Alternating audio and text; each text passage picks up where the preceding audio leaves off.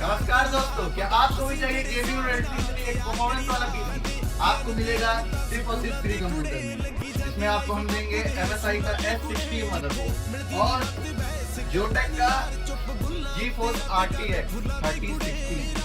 और यही नहीं रुकेगा, आपको हम देंगे इसमें लिक्विड कूलर, लिक्विड कूलिंग और एंटी स्पोर्ट्स का पावर सप्लाई और मॉनिटर भी आपको बेहतरीन देंगे, बेहतरीन से बेहतरीन BenQ का स्टाइलिश मॉनिटर ITS टेक्नोलॉजी के साथ सिर्फ और सिर्फ फ्री कंप्यूटर में आ जाएगा।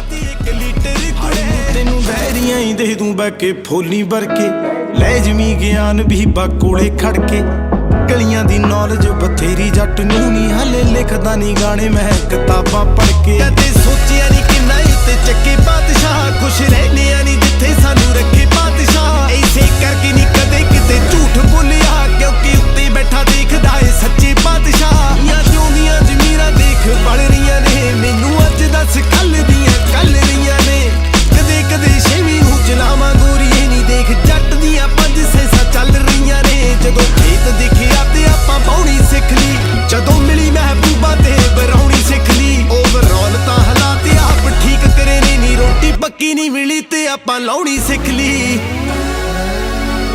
I know you motherfuckers been waiting for a minute, you know what I'm saying, here for the boss. Man like it good. This ain't your regular album, this that Malva Dwaba shit. This that I flew 7,000 miles from Punjab shit. Now this shit about to start, so fellas, grab your drink and spark your. This that motherfucking car odds are gonna steal your girl type shit, motherfucker.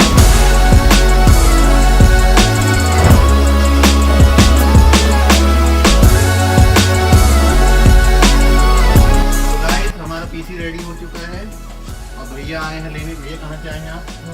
हदवानी से भाई आए हैं और उनका सिर्फ PC के साथ हम गिफ्ट भी देंगे। ये एक CMS बड भी है और बाकी एक सीरीज है, वाईफाई, डोंगल, ब्लूटूथ, मीनर वगैरह स्पीकर वगैरह। भाई कैसा एक्सपीरियंस?